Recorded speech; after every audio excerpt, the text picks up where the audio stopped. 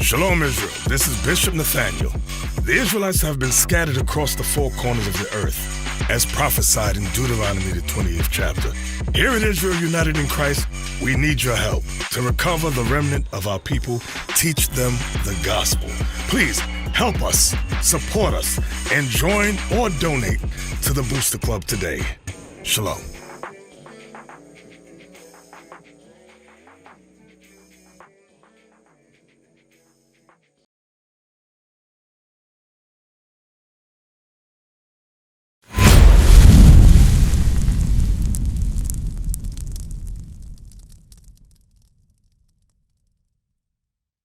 You know something about some Black history, correct? Can you give me any instances of anything that you know inside of Black history? I mean, pretty much what we learned in high school, just the rundown of, slavery, things like that. Okay. Anybody else? Okay, so pretty much slavery is all you got? That's where, from slavery to now is where you have understanding of.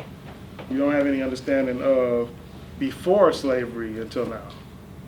And that's what we want to go into, before slavery, because we didn't just pop up as slaves one day and just appear out of nowhere, teleport in, you're a slave. No, you had a history before that. So what was that history? We want to kind of touch some of that. So let's start with this first slide. And can we dim the lights a little so it'd be easier to see? Close the door too. And pull the door, please. Actually, I think that's probably good. Yeah, it's good. Is this easier to see for everyone? Both of them up? No, how it was. That's good. Okay, read that. It says, a people without the knowledge of their past history, origin, and culture is like a tree without roots. Marcus Garvey. So this is a quote from Marcus Garvey about you have to know your origin, you have to know your roots, you have to know where you come from as a people. Everybody has to know that. That's not just particular to so-called Black people, but everyone should know where you come from. How did you get to wherever you are? How did your people get to the place they are in society or in the country they're in, the nation, their nationality? You should know your history. Next slide.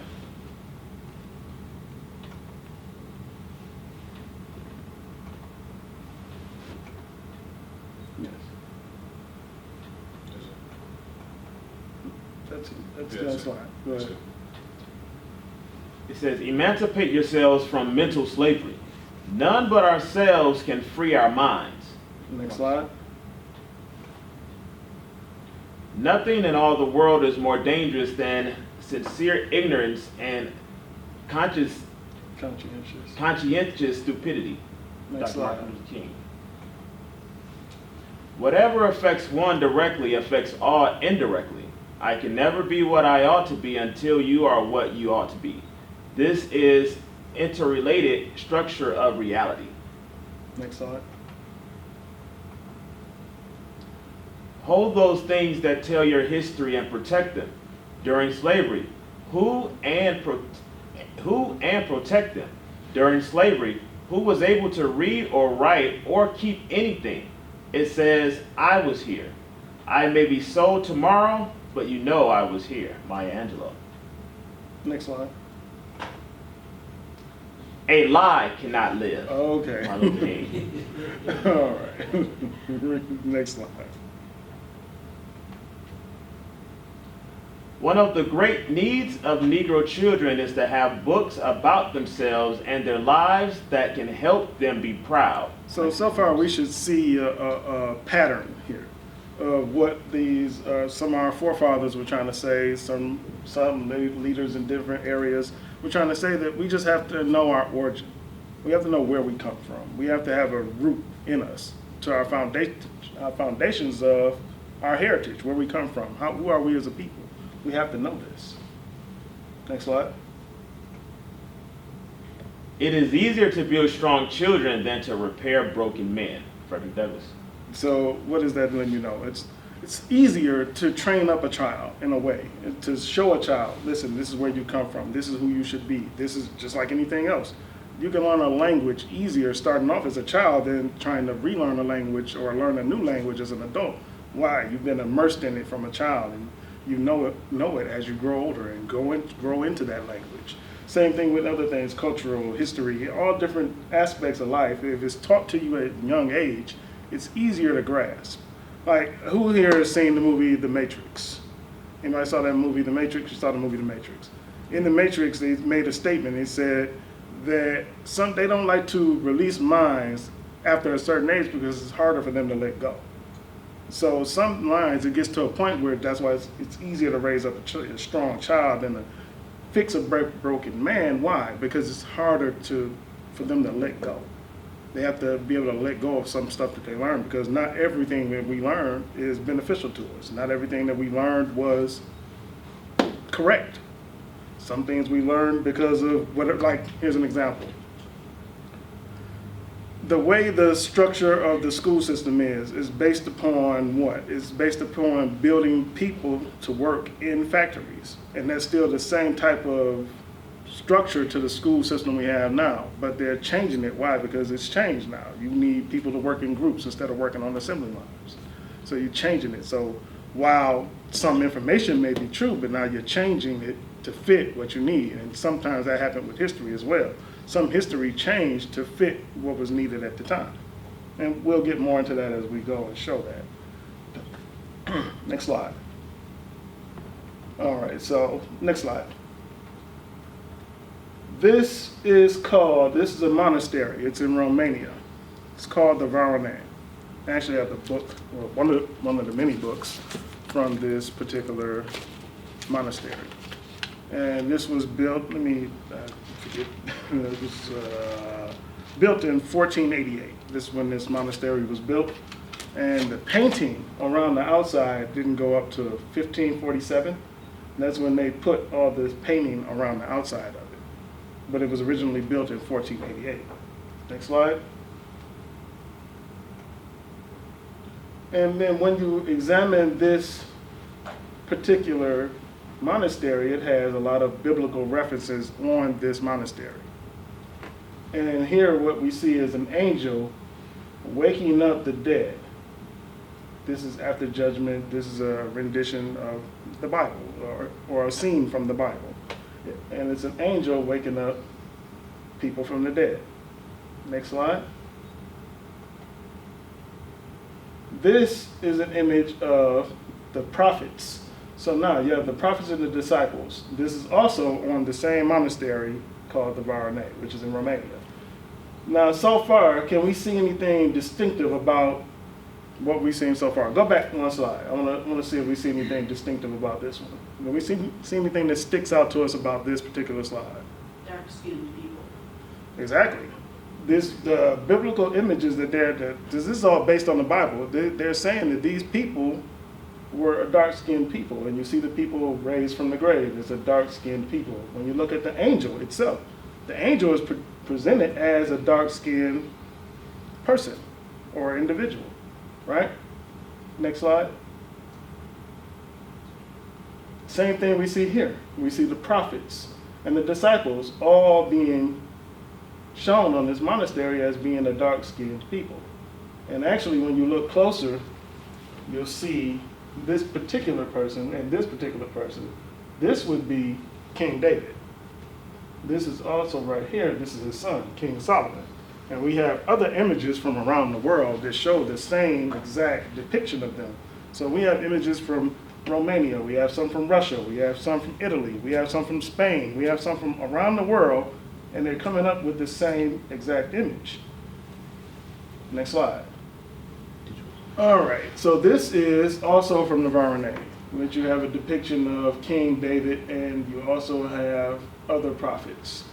King David is being depicted as playing the lyre. Has anybody read the Bible? Anybody here has read the Bible? familiar with Bible history, you remember when Saul he would get an evil spirit on him. And then they would call in King David to play the lyre to calm that evil spirit that would come upon him. And that's why he's depicted with that. Next slide. This is called Judgment Day. So this is individuals, what you have on this side, you have the lake of fire, or so-called lake of fire. And then you have individuals all around, angels judging demons. You have people being restored, their spirits down here. But one thing that sticks out is here, you see this is the hand of God holding the scales of judgment, correct? What color is the hand of God? I don't know if you can see it from there, but what color do you see as the hand of God? It's black. So letting you know, or it's a brown tone, not black. No one is black. No such thing as a black person. I haven't seen one yet. I don't know about anybody else.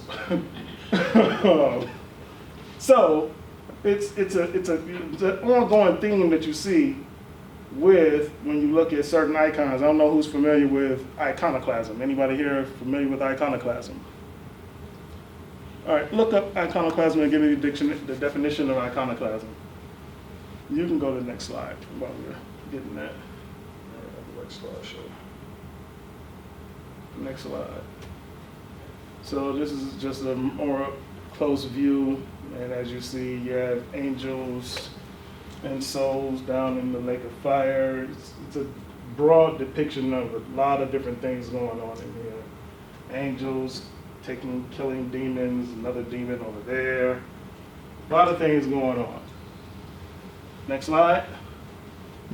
So right here, what you have is a depiction of Abraham, Isaac, and Jacob seated. You have Abraham, you have Isaac, you have Jacob, you have John the Baptist, you have two angels ministering to Mother Mary, right? And then you have, in each of their hands, they have male children in their hands. What are they holding? The 12 tribes of Israel. And that's what they're holding. So, when you look at the depiction of all of these men, what are they? Every last one of them are depicted as excuse me, the dark-skinned people. So again, this is a common theme when you look at the images on the Varane. All the way around the entire monastery, it's all dark-skinned people on the monastery. Next slide. Did you get that definition? All right, this is the definition of iconoclasm. Iconoclasm. The action of attacking or assertively rejecting cherished beliefs and institutions or established values and practices. Number 2, the rejection or destruction of religious images as heretical. The doctrine of iconoclast. So, and that's what happened historically. A lot of the biblical images, such as we're looking at here, were all destroyed. A lot of these images were destroyed. Even on the actual Varane monastery, if you look into it right now, they're starting to wash the images off of certain sides. So where it was painted all the way around, now it's starting to be washed off.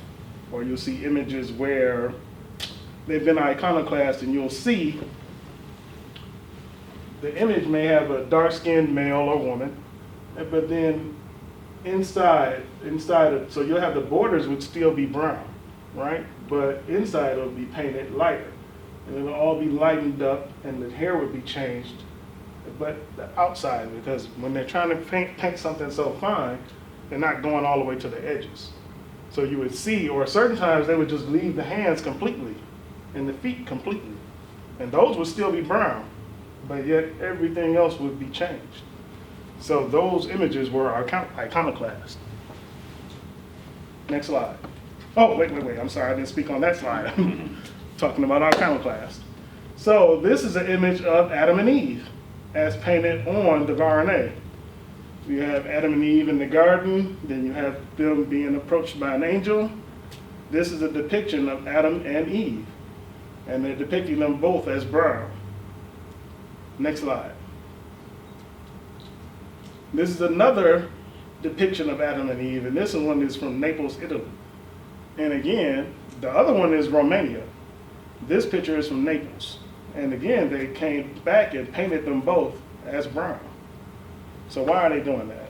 I want to get a scripture. Let me get the book of Genesis, chapter 2 and 7. This is the book of Genesis, chapter 2 and verse 7. And the Lord God formed man of the dust of the ground, and breathed into his nostrils the breath of life. So God formed man from the dust of the ground. And then he made man. And then from man he made woman. Everybody familiar with this? Okay. What color is the dust of the ground? When you look at the ground, what color is soil? So this is what he used. This was the material he used to make the very first man. He took this material and formed man from this. That material, when you look at it, it's brown. Deeper you go, it gets more brown. So he took this material, made man.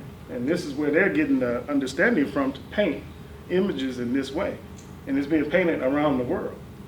A lot of this has been covered up, but this is the way it was painted originally. Next slide.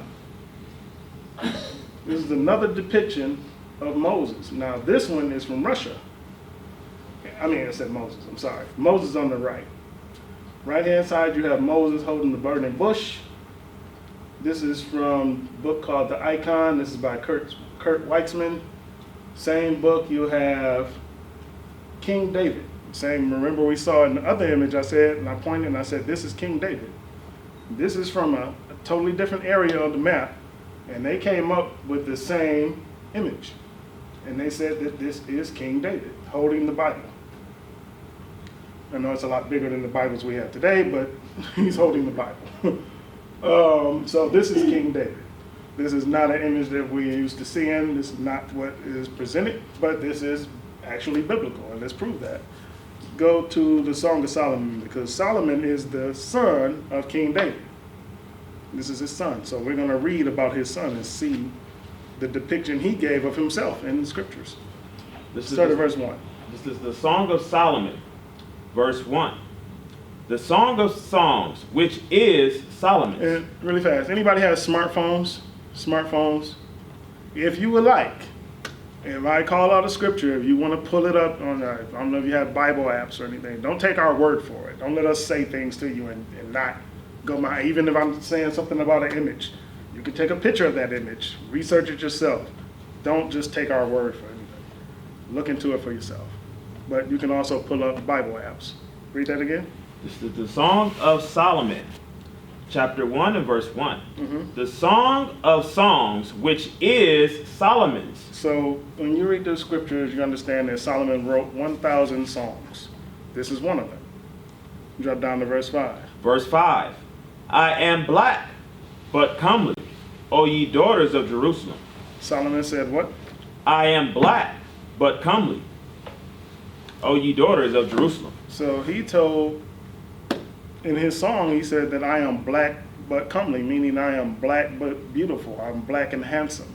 You look up comely, it goes into being handsome or comely or good looking. So that's what he's saying. He said he's black, but yet he's still good looking. This is what his son said. You had a question, look like you had something. Okay, if you have something you want to give to me, I'll take it. But so this is what we're getting. This is where they're getting this imagery from. It's because they're reading these things and then they're painting this image. Next slide. This is a picture of two different angels. So these angels were depicted again with afros and with dark skin. So they have to get this from somewhere. So where they're getting this stuff from is the scriptures. We're going to go back to the scriptures and we're going to see where they're getting this from. Let's go to the book of Ezekiel, chapter 1. You can start in verse 10. This is the book of Ezekiel, chapter 1 and verse 10. Because a lot of times we don't even know that these things are in the Bible. We kind of only read the Gospels, or we may only read certain parts of the Bible. But you have to do like what Jesus the Christ did, what the apostles did. They read the whole Bible. When you read about Paul, a lot of our belief systems are based upon the writings of Paul. But where did Paul get what he was teaching? He tells you himself when you read in the book of Acts, he didn't teach anything except the Old Testament. So what were they teaching when they walked? The Old Testament. So that's why we're going to go back here and see what they taught. Read that. The book of Ezekiel, chapter 1 and verse 10. As for the likeness of their faces, they four had the face of a man, and the face of a lion, and on the right side, and they four had the face of an ox on the left side. They four also had the face of an eagle. Thus were their faces, and their wings were stretched upward. 2 wings of every one were joined one to another. So these are different types of angels that he's describing right here. These particular angels had 4 faces. Go ahead. Every one were joined one to another, and 2 covered their bodies. And they went every one straight forward. Whither the Spirit was to go, they went, and they turned not when they went. As for the likeness of the living creatures, their appearance was like burning coals of fire. So their appearance, when you looked at their outer appearance, it appeared like burning coals of fire. He's describing a dark-skinned people, or at least that's what I get from it. Somebody else may say something else, but what I get from it is that he's describing a dark-skinned people. He's making a reference or a comparison between burnt coal and their appearance. Okay, so that's, you got something else? No, so that's all. Next slide. So now you have a depiction of Jesus the Christ and his disciples. And what you would notice is that a lot of them have what we call afros. And they're all dark-skinned, and as Jesus himself, as you can see, he is also dark-skinned. And this one is from Cairo. This, and then you have another image of an angel. This is in the same book, the icon, and it's another dark-skinned angel. Which, if you can get a good look, I know we put this label on here. You can get a good look at the hands as opposed to the red clothing. Okay, next slide. This is an image of Samson. This is from Rome. This is from what they call, it's a book called The Unknown Catacombs. Or this one is from the Catacombs, James Stevens. But there's another one called The Unknown Catacombs. Multiple books from the catacombs that they found in Rome when they had, this is after 70 AD, after the destruction of Jerusalem, after they captured the Israelites that were still in the land. Some had to go into slavery in Rome, and they put them in these catacombs. And then when they went down there, they saw the images that were on the wall that they painted. And this is one of them. This is an image of Samson. Samson fighting a lion. So, and when you look at Samson, again, you notice that he has dark skin, which is not how he's typically portrayed when you see him in different movies or television shows or whatever it may be. You don't see him in this light. But this is how he's depicted. Now, this is from Rome. Next slide. All right, we have another one this is another one from Rome. So this is Abraham. This is Abraham about to slay. Somebody said something? Oh, I'm sorry. This is Abraham when he was told by God to go and sacrifice his son. And so this is an image of that. When you see Isaac as being a brown, dark-skinned man, and the same with Abraham. This is also in the same catacombs in Rome. Next slide. So now this is an image of Moses, and then you have Moses in the top left corner. Down below you have some other images from inside the catacombs, which these are not, because a lot of the images are down there are like this. So when you look at any of those books and text, you'll see that there's a lot of images like this, but they always colored in the skin parts dark. And sometimes you'll hear that, okay, well, it was because of fire. But if it was fire, it would not only attach itself to the skin parts. It would attach itself to the garments. As you can see, the garments are depicted as white. So that's not the case in this situation. And then we have more images, biblical images here. Next slide. These are people coming to see the This was the Virgin Mary having birthed Jesus, and you have the kings that came to pay homage to Jesus. Next slide. So this is more biblical images. You have them coming to see the Lord in the temple. This is another one from, this one is from the same book, The Icon by Kurt Weitzman. This is more images from that same book. A lot of these images are from Russia, but a lot of them from different places. I'm not sure, I didn't label this one, but a lot of those are from the area of Russia. Next slide. More biblical images. Next slide. Now, in this image to the left, this is an image of Peter and Paul. And both are depicted as brown-skinned men. But I want to get something out of the Bible to back up what we're looking at on this one. Let me get that in the book of Acts.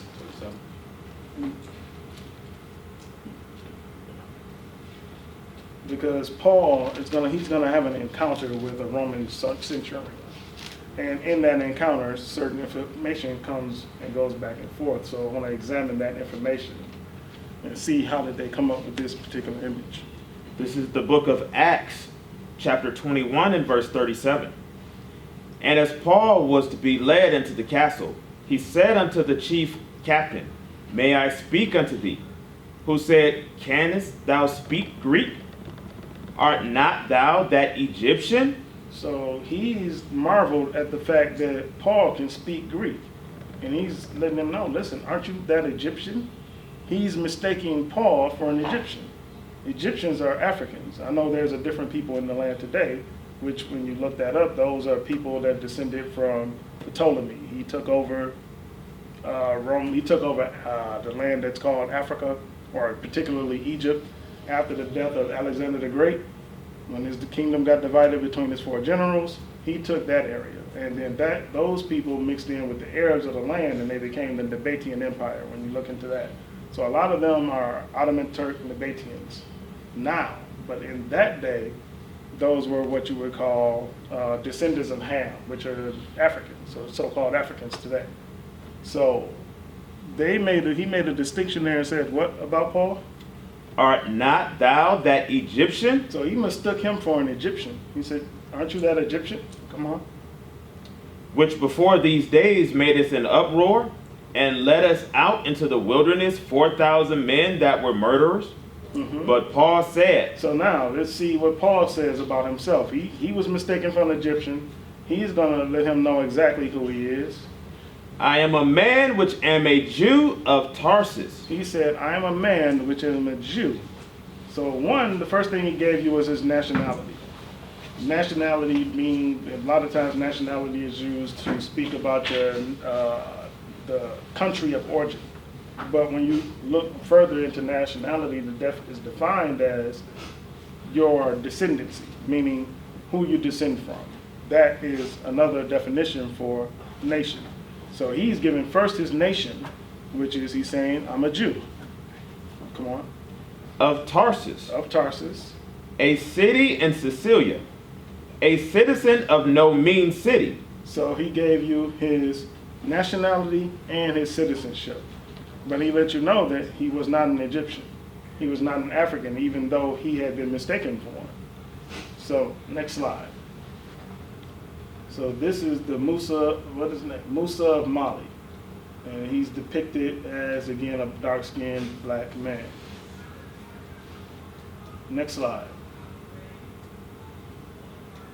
So this is said to be, now I cannot find definitive evidence on who he's supposed to be, but every time I find this particular gentleman, he's been called Saint Maurice. I found him many times and he keeps being called Saint Maurice. I cannot say specifically if that's true, but this is images from the Dark Ages. This is a Dark Age image that was found, and he was actually a knight. So a lot of times when we hear about the knights, we don't picture dark-skinned men being knights. But you can find tons of images of dark-skinned men being knights. There's a series of books that just came out from Harvard. What's the name of that? You know the book I'm talking about, the series they just came out with Harvard showing all of the Dark Ages. I know I should have wrote that one down. I can't think of Image of the blood. Mm-hmm.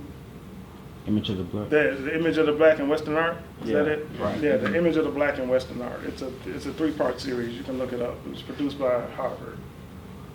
Next slide. So these are more noblemen that you see throughout the Dark Ages, and that, as you can see, this gentleman with a crown on his head. The other gentleman to the right, you see he's holding a scepter, which is something that royalty would have.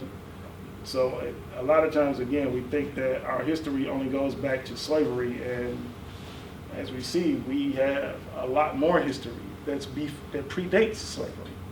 But we only usually hear about our history from slavery until now. Next slide.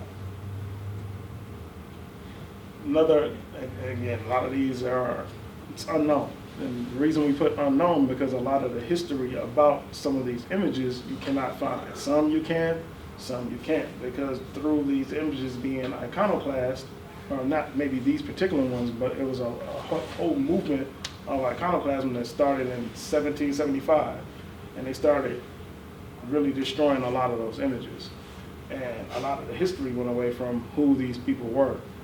But so like this gentleman here is just unknown. We cannot tell you exactly who he is, and even the same with this female, we cannot tell you exactly who she is. Like even what we do know, we can only say that this is the way it was being presented. We cannot say definitively if this was exactly true. But read what it says about this image at the bottom. It says, called Portrait of a Moorish Woman by, I think it's Paulo Veronese, aka Paulos Kagian, Italian, 1528 to 1588. Her style of dress and appearance indicates that she is probably a European woman. So what is being suspected is that this woman is actually European. And a lot of times we don't understand that when you search history, you will find that we have roots that go back to Europe. We have roots there. We have roots in Russia. We have roots in Romania. We have roots in Italy. We have roots in a lot of different places around the world. But we don't generally get to hear or see any of that history. Next slide. It says, Jan Monstritz, Portrait of a Nobleman, guest of the Queen of Austria. This painting dates back to the early 1500s in what we now call Belgium, then part of the Duchy of Brabant. I don't think that Probably. I'll let that slide. Next slide. Left to right, portrait of the servant to the Princess of Zanzibar. Noblewoman, Italy. Seen from Terence, France. So this is one thing that we've always had, and where we want to challenge it, but it's like we don't have enough information. The woman is being portrayed as a servant, the very first woman, as a servant. I'm sorry, the woman from the right, as a servant. Generally, when you look during this time period, servants were never put in portraits, not in prime positions. They would be in the background. You would see them scattered around the room, but you wouldn't see them in prime positions. But in this image, because she's being called a servant, it's unclear if that's actually true, because she may not have been. Next slide. Left to right, a Peruvian noblewoman, Italy. The Agrippin, Sibley, Netherlands, 1575, a Brazilian woman, Netherlands. Next slide. And again, this gentleman is being called Saint Maurice. Next slide. We have no information on who these gentlemen are, but they do not appear to be servants. That's the point I want everyone to get from these particular images, is that even though they may be called servants, if you see them in certain instances, and will find that, they do not appear to be servants. Which, the reason I want to make sure that that's said is because a lot of times people think that that's the beginning of our history, is being a servant, and that is not. Next slide. So this is from Incan culture, and they are all depicted. That's why I said, when I started, I said so-called blacks, so-called Native Americans, and so-called Hispanics history. That's why I said, did anybody know any of that history? And when you look at a lot of their history, they were also depicted as dark-skinned people. Like, they're not so dark-skinned today, but when you look at a lot of their old archaeology and paintings that they did of themselves, a lot of times you'll find that they are dark-skinned people in their own depictions. Next slide.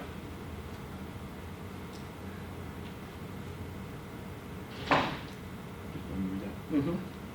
Great thesis with prophets, Russian art, icons, and decorative arts from the origin to the 20th century.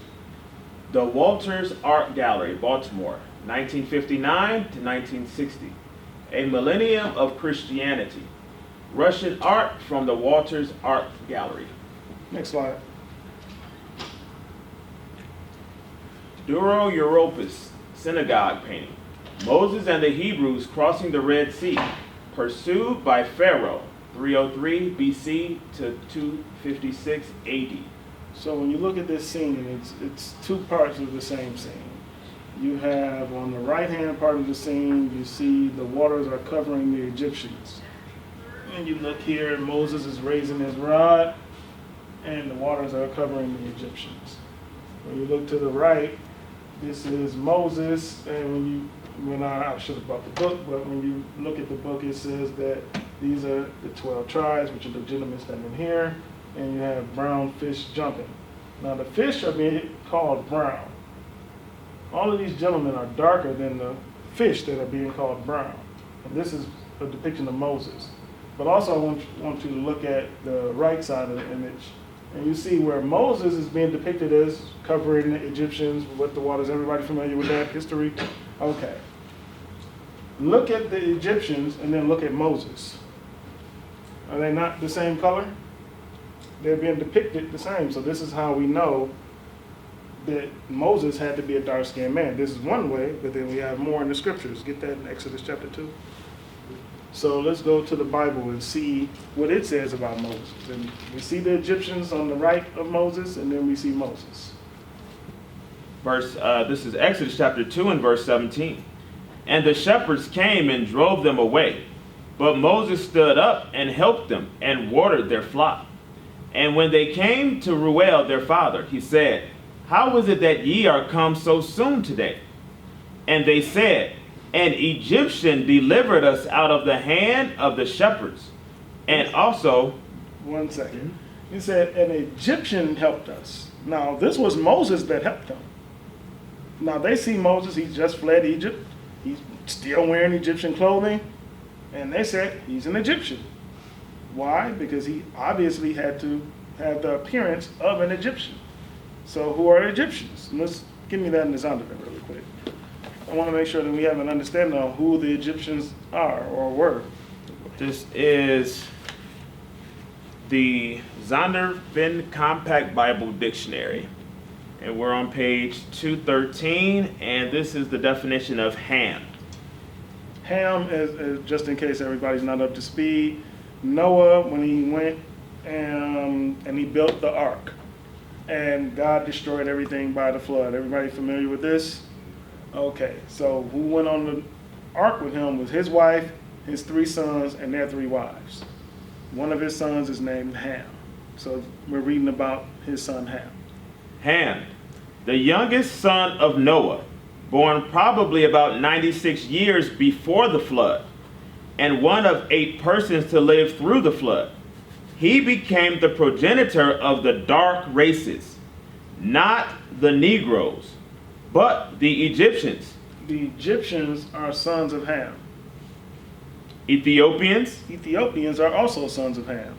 Libyans, Hmm. and Canaanites. That's all around the continent that we call Africa. So he's saying that these people that we refer to now as Africans descend from Ham. But read it again from the top. Ham, the youngest son of Noah, born probably about 96 years before the flood, and one of 8 persons to live through the flood. He became the progenitor He became the forefather of the dark races, not the but they Negroes. made a distinction, not the people that are referred to as Negro. So the people that came to America are the people that have been referred to as Negro. They're saying that these people and the people that are referred to as Africans are not the same people. There's a difference between these two people. They did not descend from the man Ham.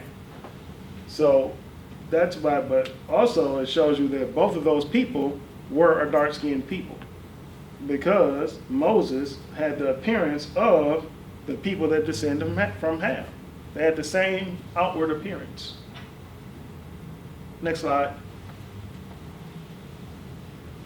So now, what you see here, this is from a book called Russian Icons. So in this book, this is a photograph. This is not a drawing. This is a photograph that was taken of them restoring some biblical images. Or it's being said that these images are being restored. But what did you see him doing? He's actually changing the image, because these images were of people of dark skin. He's actually changing the dark skin. That also is Bible prophecy, that this would happen. Exactly what you're seeing here in this image, that is in the Bible. Next slide, and we're going to read it. The Renaissance, the end of the Dark Ages. 1 Maccabees chapter 3 and verse 48. Who here is familiar with the book called the Apocrypha? Anybody familiar with this book? You are? Okay, this book is, you have your, yeah, and show that around so people can see it. These are the books that were removed from the Bible in the 1700s. This was a part of the original King James Version Bible, the original 1611 King James Version Bible. These books were in there. And he has one, and you can see.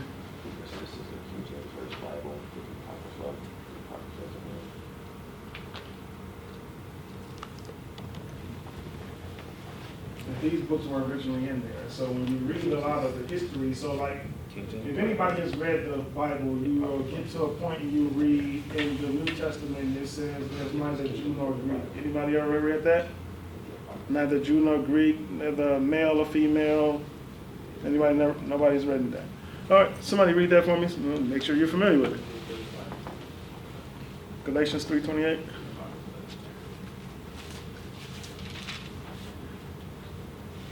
Book of Galatians, chapter 3, verse 28. There is neither Jew nor Greek.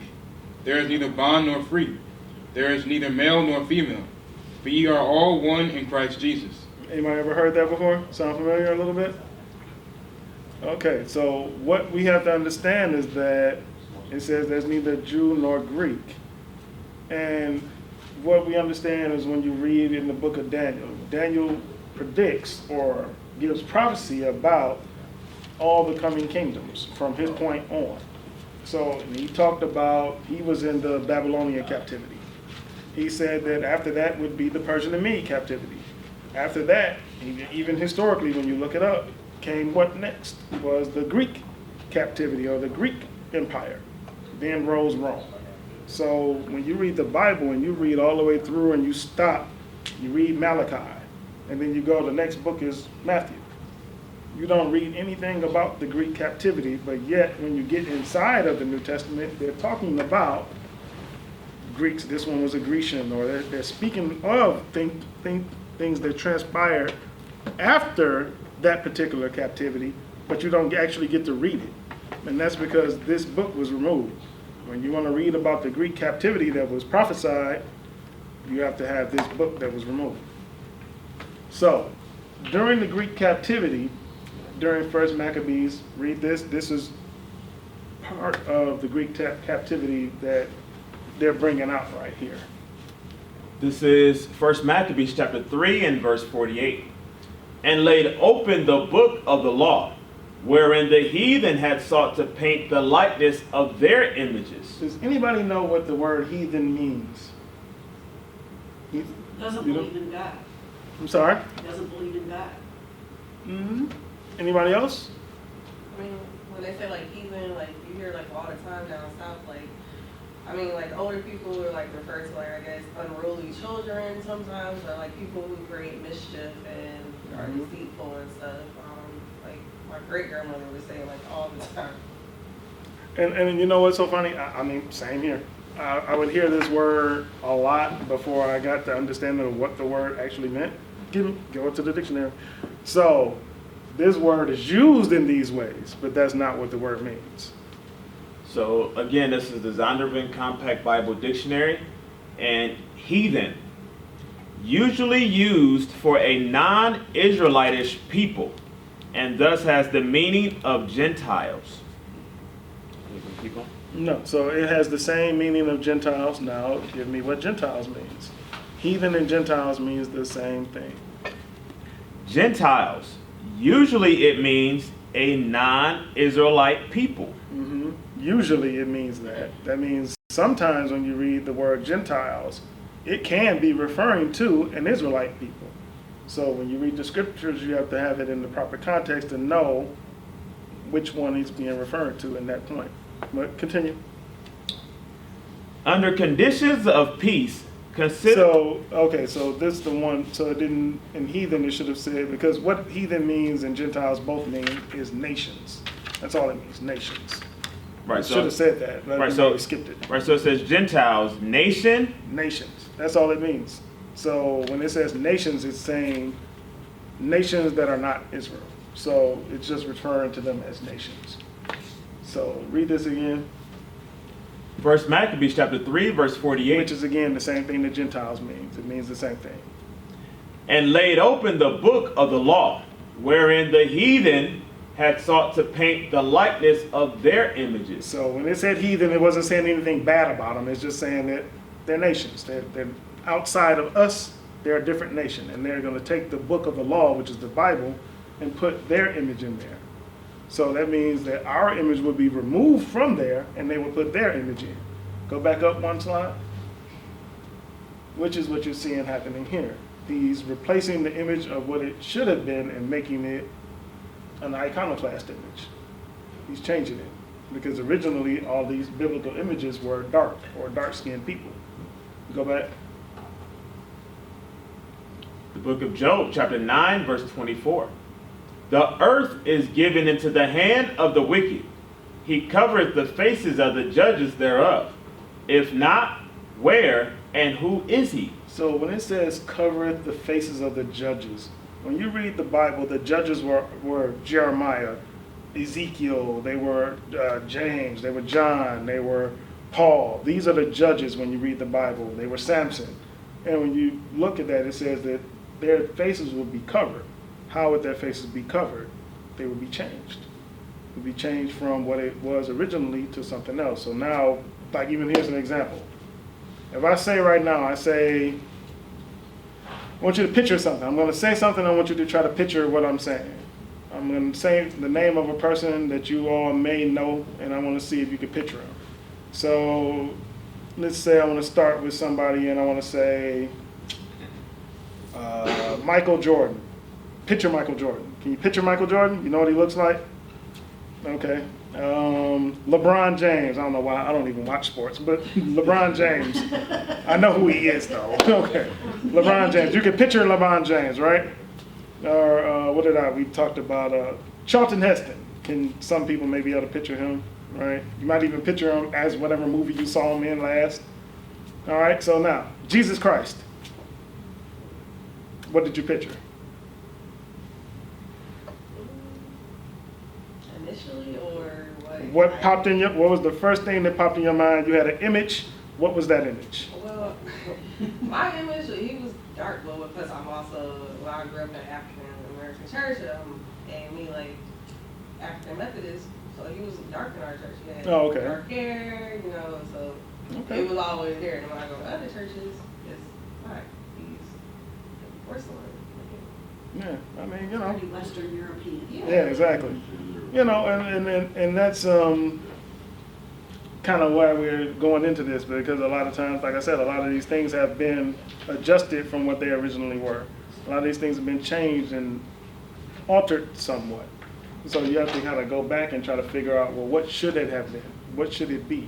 And so that's why I wanted to give you some other images first, just to kind of clean your palette a little bit, and then let's go to see what did you picture when you heard the name Jesus Christ, because you had an image. And that image, I can almost guarantee you, is of a man called Cesare Borgia.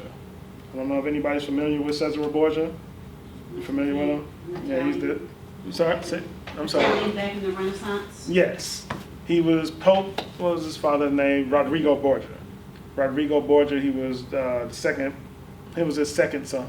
Right? So that's his second son. He had two sons. He also had a daughter named Lucretia. So, and they actually had a show on television about their family. And so, but that image that you're picturing is of his son. He had Leonardo da Vinci paint him and presented him during the Renaissance era or period as Jesus the Christ. But it's actually an actual person that you're picturing. It's Cesare Borgia. It's not Jesus the Christ. Next slide. Interesting. And this is from a book. These are some of the sketches from Leonardo da Vinci, found in a book by Marion Johnson called The Borgias. And when you look through that book, these are some of his original sketches that they found. And this is him sketching and turning Cesare Borgia into a modern day Jesus Christ. But what does the Bible say about Jesus Christ? Let's get that in the book of Revelation. This is the book of Revelation, chapter 1. Let me start at Start at verse 1. verse 1. The revelation of Jesus Christ, which God gave unto him to show unto his servants things which must shortly come to pass. And he sent and signified it by his angel unto his servant John. Verse 14. No, read verse 2. Verse 2. Who bear record of What did John do? bear record of the word of God, and of the testimony of Jesus Christ, and of all things that he saw. That he heard. That he saw. So what John is going to tell you, what he wrote inside of the book of Revelations are the things that he saw. So this is what he looked at, saw, recognized, wrote down. Drop down to verse 13. Verse 13. And in the midst of the 7 candlesticks. Anybody ever heard of menorah? Heard of a menorah? Okay. So according to the scriptures, it should be a 7-branch menorah. That's why it says in the midst of 7 candlesticks. One like unto the Son of Man, clothed with a garment down to the foot, and girt about the paps with a golden girdle. His head and his hairs were white like wool. So it said his hair and his hairs were white like wool. So, read on. We'll deal with the rest of it later. Go ahead. As white as snow, and his eyes were as a flame of fire. So he had eyes that were a flame of fire. Go ahead. And his feet like unto fine brass, His feet, they were the color of brass. as if they burned in a furnace. So if you took that brass and you burned it, or if you burn anything, it's going to become a lot darker than what it started. I don't care if you take a piece of white rice, burn it. It's not going to be a piece of white rice no more. It's going to be a piece of black rice. It's going to be a piece of extremely brown rice, according to how much you burned it. So, but I want to go back up, because a lot of times we read this, and someone will say, well, let's read it first, and I'll tell you what someone may say. Verse 14. His head and his hairs were white like wool. So they would say that the wool part is only to make a distinction about the color. But what I would assert is that it's not just speaking about color. It's speaking about color and texture. It's telling you that the hair was like wool and it was white. And we're going to go other places in the Bible to see if we can put that understanding together. Because when you read the Bible, God gives a specific way that you have to read it. You can read it up and down, left to right, like a regular book, like a novel, and you will get a lot of history. You will get history out of the Bible, but you will not get mystery out of the Bible. You will not get the true understanding of what they were trying to say. You have to read it. Well, let's show you how it says you have to read it. This is the book of Isaiah, chapter 28, and verse Just start right at 10. Verse 10. For precept must be upon precept, line upon line, line upon line, here a little and there a little. So that's how you read the Bible. You have to have a precept upon precept, meaning you will get one part of an understanding here, and then you connect it with another part of understanding somewhere else in the Bible, and you'll see that those things connect. Like anybody that has a reference Bible, a study Bible, you'll see at the bottom corners or different parts of the Bible, it'll tell you that this verse connects to that verse. And you have to do that. That's how you have to read the Bible. To unlock it, you have to know where to connect or where verses connect. So let's go back to that in Revelation. So let's see again what this is saying. This is, And the then book, how with Daniel. this is the book of Revelation, chapter 1 and verse 14. His head and his hairs were white like wool, as white as snow, and his eyes were as a flame of fire. So in this book, and that book of Revelation is saying that his hair was like wool. It was white like wool. Somebody might say that only pertains to color. Now let's read in the book of Daniel. Let's see how they depict him there. This is the book of Daniel, chapter 10 and verse 5. Then I lifted up my eyes and looked, and behold, a certain man clothed in linen, whose loins were girded with fine gold of Uphaz.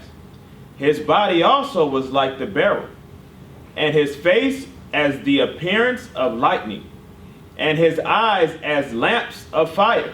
And so again, he's back to the eyes like fire, and we read in the other verse. And when you understand what that's going into, and you read in other places, is letting you know that his eyes will be red with wine. Christ, when you read, he drank wine in moderation, but he drank wine, and it said his eyes will be red with it. But read on. And his arms and his feet like in color to polished brass. Go back to the wool part. Oh, Oh, no, that's going into the color. right. So, read that part again. Face as the Slow down. So it's saying his body like the beryl. It's saying that the beryl is a beryl stone, which is green. So he's saying that he has on a green garment. That's what that's saying. Go ahead. and his face as the appearance of lightning, and his eyes as lamps of fire, Okay. and his arms and his feet like in color. So before I said that in the book of Revelations, and it said he looked like burnished brass, or brass that had been burned in a furnace. And I was saying that meant that he looked dark. So when you look in the book of Daniel, he's telling you what he sees. And he's saying he looks like in color. He's letting you know that I'm describing his color. I'm not describing, sometimes when you read black in the Bible, someone may say that meant an emotion. That meant that, they felt bad or they were down. But he's letting you know, no, I'm describing his color, what he looks like. Go ahead. Like in color to polished brass. Which is brass burned in the furnace. It's given the same exact depiction that we got in Revelation, but it didn't deal with the hair, right? Right. So now get the No. book of, Oh, you want God. yeah, I want that, but I want something else first. Okay. So get Hebrews, get the book of Hebrews in chapter 1. So, because this is why I say you have to connect the scriptures. So we just connected those two to show that the color. So now I want to go back to the hair. So when you read in the book of Hebrews, it lets you know that Jesus the Christ looks like his Father. 1 and 3? Or you want to Yeah, start at 1? Yeah, start at 1. This is the book of Hebrews, chapter 1 and verse 1. God, who at sundry times and in diverse manners spake in time past unto the fathers by the prophets, hath in these last days spoken unto us by his Son, whom he hath appointed heir of all things, by whom also he made the worlds, who being the brightness of his glory, and the express image of his person. So Christ is the express, meaning the exact image of God. Meaning, so when you say, and they're not the same person, I know a lot of people say that they're one person or a single entity or a part of a trinity, but they're two separate beings. So he looks like his father is what this is telling you. He's the express image of him. Go ahead. And upholding all things by the word of his power. And when he had by himself purged our sins, sat down on the right hand of the majesty on high. So he looks like his father. So I'm going back to the hair thing. So let's see, I said that meant that he had woolly hair. This is the book of Daniel, chapter 7, verse 9. So now this in Daniel chapter 7 and verse 9 is a depiction of the Heavenly Father. Let's see if he has anything in common with the Son, because he's supposed to be the express or exact image of him. I beheld till the thrones were cast down, and the Ancient of Days did sit, whose garment was white as snow, and the hair of his head like the pure wool. So it did not give a color in this one. It just told you it was like pure wool. Okay. So anybody ever seen this picture? Yes, this is the Last Supper. But when you examine this picture, you have Caesar Borgia in the middle. You have, now let's count them. You have 1, 2, 3, 4, 5, 6, 7, 8, 9, 10, 11, 12. You have 13 people in the picture, correct? Christ had the Last Supper with the 12. So he did not have the Last Supper with 13. He had the Last Supper with the 12, which would be him in the 12, I'm sorry. So him in the 12. And Caesar Borgia in the middle. This is, here is Lucrezia Borgia. This is Caesar Borgia's sister. But also you will find her, she's in here, I believe twice. You have Lucrezia Borgia here, over, I don't know if I'm blocking it. Then you have Rodrigo Borgia here. You also have Rodrigo Borgia here. So when you look at this image, it's pretty much the image of the Borgia family. I'll never look at the Last Supper again. I'll see the Borgias in there. Oh, I'm sorry. I didn't. I find that very interesting, but it just changes everything. Well, that's why where we started at, when I said some things have been altered. In the very beginning, you look and you see that some history has been altered and a lot of it changed in certain places. And it's according to the person who was sitting in power. Mm-hmm. At that point, with him being the Pope and him having that amount of power, he had the power to do this. Mm-hmm. He had the power to elevate himself and his family into a whole nother stratosphere. Right. And that's what he did. So, next slide. But also, when you understand it, remember, what did we read first? We read that in the Bible that this would happen. Mm-hmm. So this is Bible prophecy. So again, now this is from the Sistine Chapel. You see Bible prophecy. Now we just read that God was the express image, him and Christ are the express image of one another. Meaning, you ever had somebody and you say, wow, you look just like your father. That's what that's saying. So he looks just like his father. Christ, we just read his description. He was a dark-skinned man with white, woolly hair. This was all art that was paid for. Yeah. I mean, that I have to say that my whole perception has just been changed. Well, that's a good thing. I mean, sometimes we have to, and what they say is, some people may say, oh, well, you've been brainwashed. Well, now that's what we're trying to do now. We're trying to brainwash. We're trying to wash your brain. Wash away the stuff you don't need and give you what's in reality and what you can actually back up. So now God has been changed. You have angels around. You see angels around. We read about the angels, did we not? We read what they look like. This is not the depiction that the Bible has. So a lot of times when you look at things, you'll see that the image or the thought that we have in our mind is what we've gotten from media, what we've gotten from iconoclast images. So these things are not exactly the truth. I'm not saying that the thought of what they want to paint. So it's like, say, they want to paint an image of God. That's good. That's good that you want to promote a higher being, that you want to say that we should live our ways in a certain lives in a certain way, in a certain standard. That's good. But you don't have to alter the image to do that. You can still have the exact same message. So, next slide. We saw Adam and Eve before, did we not? So, and if you notice, again, you notice the more ancient images were sometimes hard to make out because they were so old and decay had taken on, but these you can make out every detail. I can look at the face and see all the details to the face because these are newer images. These were painted later.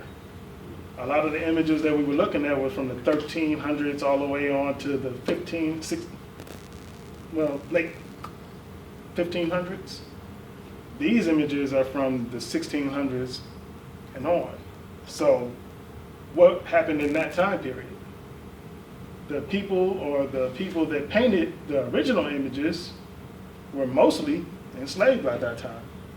So now they've been taken on cargo slave ships, they've been distributed throughout the earth. They have no more power to protect their heritage and their history, and it's been altered.